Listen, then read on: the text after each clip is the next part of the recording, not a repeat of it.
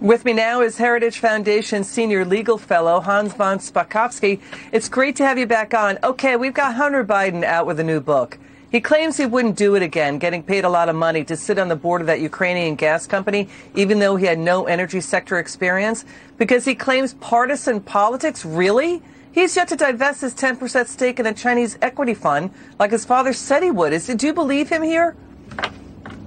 You know, what's so shocking about that is that he still doesn't admit or acknowledge the complete conflict of interest and ethical problems raised by the fact that he got a job paying him millions of dollars from this Ukrainian energy company, and he basically is admitting the only reason he got it was because his father was the vice president supervising our country's diplomatic and trade relationship with the Ukraine. So he doesn't see a problem with that and the fact that it could affect the wealth of the Biden family.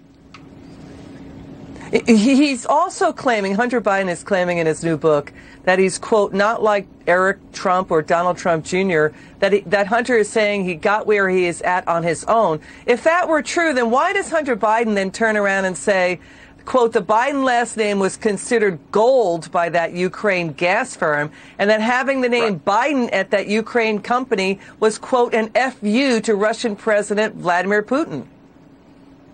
Well, you know, he's talking out of both sides of his mouth. I mean, he was profiting because of who he was and the potential influence he had with his father, the vice president. And the fact that he hasn't divested himself of his ownership now in that Chinese company and investment firm means that the key decisions being made by the president, again, on our trade relationship with China could potentially affect the wealth or profit or loss of members of the president's own family, like Hunter Biden. Again, I can't think of a worse or more strategic conflict of interest that sets up.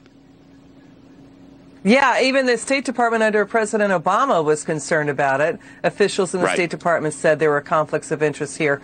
And it was a real concern. Those concerns came out during the impeachment hearing about what Hunter Biden was doing. Let's move on to what reports coming in that the criminal prosecutor John Durham is reportedly not finding issues with Obama-era intelligence officials in his probe into the abuses of the Trump-Russia probe, but he's doing grand jury subpoenas and doing witness interviews about alleged abuses still by FBI officials under James Comey. He's still looking into that. What's taking so long?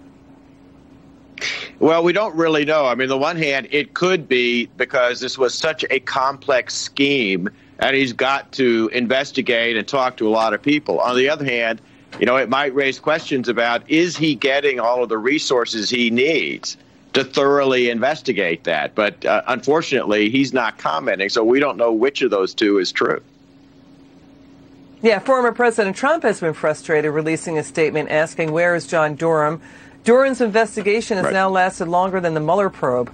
I mean, so the witness interviews, grand jury subpoenas, I mean, this is sort of like, you know, where have you been, John Durham? How come it's taking so long when the information seems to be out there with Department of Justice Inspector General reports, multiple findings there, that, you know, and also that the use of the anti-Trump Steele dossier was used to, you know, get FISA warrants, but the FISA court wasn't fully told about what was happening there. Your final word on this? Yeah, a lot of this investigation was already done, as you point out, by the IG report, and it pointed out serious abuse of the FISA statute and FBI agents, in essence, misleading and lying to the court in a way that should not have happened and needs to be prosecuted.